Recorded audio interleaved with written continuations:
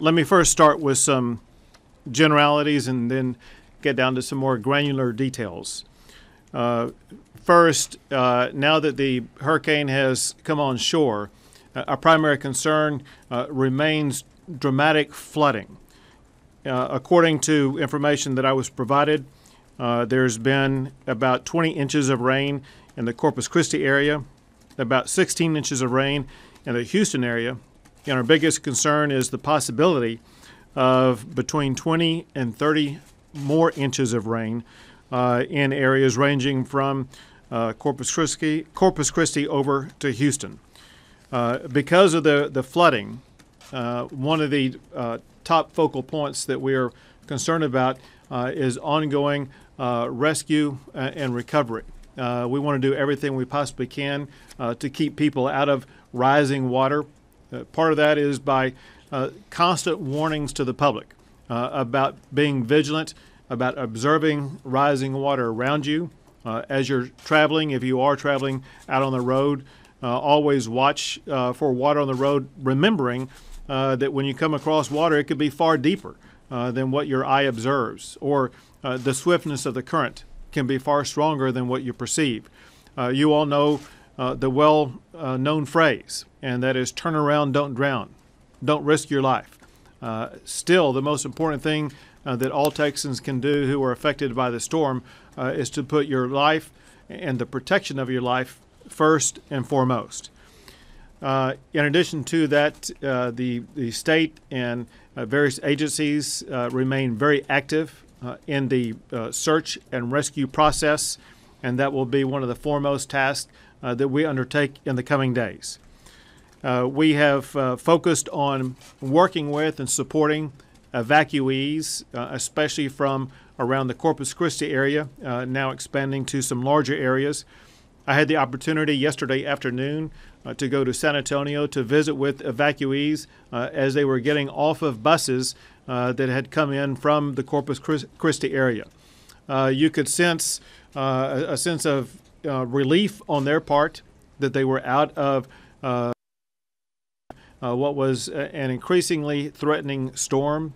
They were happy to be alive, and they were at peace in that regard, but obviously also concerned about what they had left behind, about the possibility that they had lost or would be losing the place they lived as well as some of their property. But most importantly, they were just happy to be alive. I have issued a disaster declaration that originally included 30 counties, and this is a state disaster declaration, and we have now added 20 more counties for a total of 6 counties. As you probably know, I requested a federal disaster declaration that the President granted last night. This is incredibly important and extremely fast.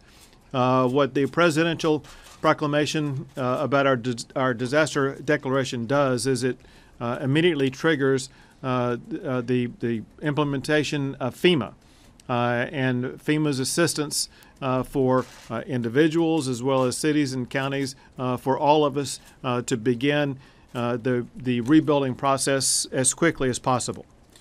Something else that I did yesterday is I issued a proclamation waiving hotel occupancy taxes for all evacuees and first responders.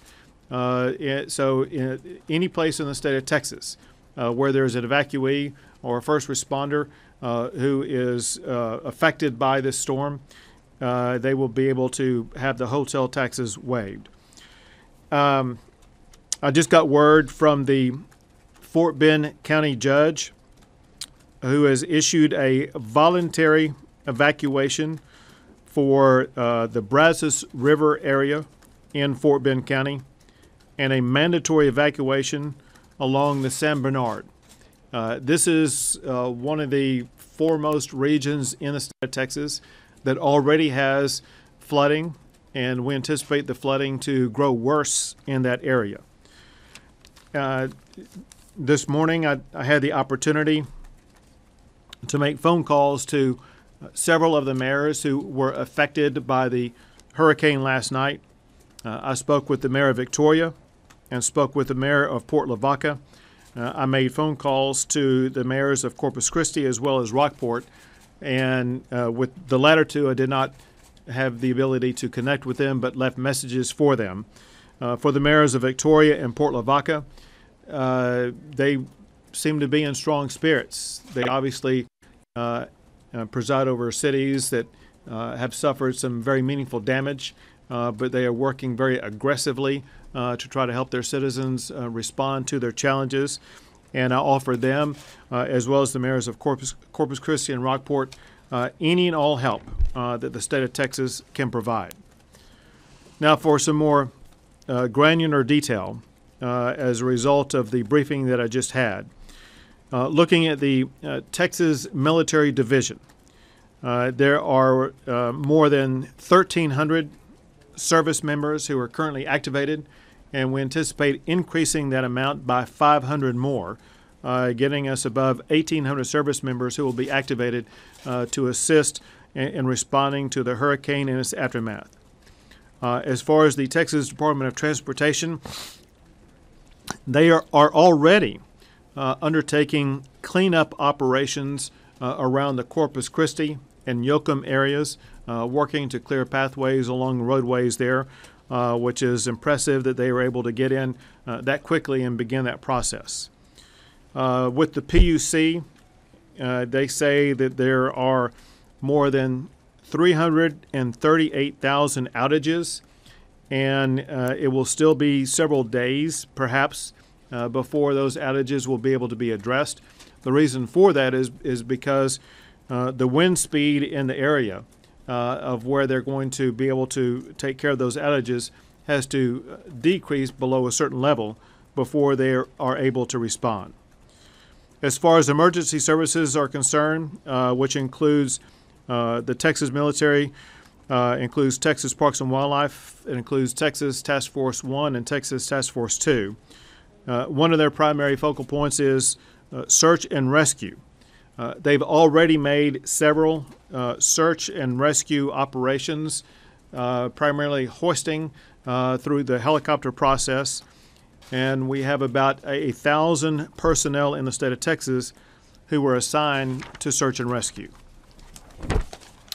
The Texas Parks and Wildlife has about 1,500 evacuees at state parks, and again, any cost that would normally be incurred at a state park has been waived for evacuees. For the Texas Department of Public Safety, they have assigned about 80 troopers to the Corpus Christi area to assist in law enforcement needs in that region. For the Red Cross, they have 21 shelters open already with a population of about 1,450, and they have 42 more shelters on standby to be ready. Importantly, those are Red Cross shelters. There are so many other shelters across the state of Texas, whether they be local churches or other local facilities, and we are very, very appreciative of everyone in the state of Texas who is providing shelter, food, and other supplies. Along those lines, I do want to express my gratitude. At the shelter that I was at yesterday, there was a need for towels and for blanketing and bedding for the people who were there. We made a public plea, and that plea was answered very swiftly. So thank you to the people of San Antonio for responding to the needs of the people from Corpus Christi who have shelter in San Antonio. On transportation, we have 228 buses that are available to continue to move evacuees, and more than 100 bus trips for evacuees have already been undertaken. We have, across multiple agencies, we are in the process of getting water, ice, food, and supplies to needed areas. We're in the process of working to set up staging areas where those supplies will soon be able to be delivered to those who need them. With that, why don't I take a few questions? Sir, can you confirm, Yes. Governor, what guidance have you been given about how bad the flooding and flash flooding could be? Are we expecting homes to be swept away off riverbanks like we saw in years previous recent flooding events, and as that pertains to your search and rescue crews ready to mobilize? What would you say to those people who are in their homes and being advised to evacuate? Sure. The best information we have are predictions about the rainfall that will come on top of the rainfall that's already occurred. And that is that in various key regions, ranging from Corpus Christi to the Houston area, perhaps as much as between 20 and 30 more inches of rain could be coming down. That is coming down on already saturated ground and already filled up waterways, whether they be creeks, bayous, or rivers. And so there is the potential for very dramatic flooding. It's essential for people who are near those flood zones to do several things. One is to obviously be aware of your surroundings. Two is to listen to warnings given out by local officials and heed those warnings. And three, whenever you do venture out by car or any other way, be very cautious, knowing that not only is it rising water, but oftentimes it will be swift moving water that can carry you away. For everybody in the state of Texas, your top responsibility is to protect your life. So whenever you're near water, be sure that you're doing everything to stay safe. Sir, any confirmed fatalities in the storm? We got reports of 8 dead in the Rockford area. You know, we don't have any information right now that we can confirm any fatalities. That's information that we will be working with local officials seeking report later. Do you expect to report that later?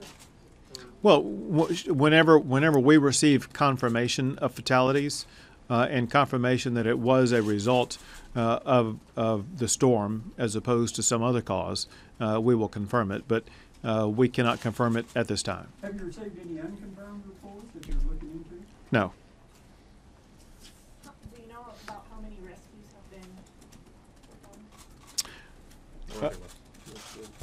So what's happening right now is our first responders are absolutely putting their lives on the line to get out there and do search and rescue for any of those that are still in need.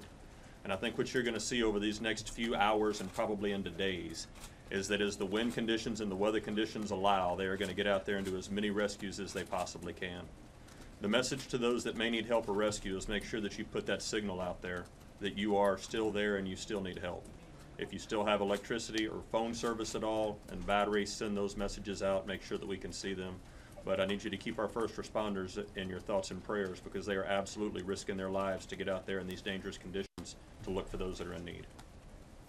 Governor, can you share with us some of the human contact you had talking with the evacuees, and this is something you're going to continue to do as this scenario plays itself out? Right. It was so heartening to shake the hands of these evacuees as they got off of these buses. And I walked around the school that they were being housed in and got to visit with them. And they are what I call typical Texans. They were resilient. They were strong. They were strong-spirited. They were happy. They were just happy to be there and be alive. But obviously they were in need. There was a part of them that were facing a sense of the shock that comes with displacement. And there was a growing need for supplies. They are receiving 3 meals a day, but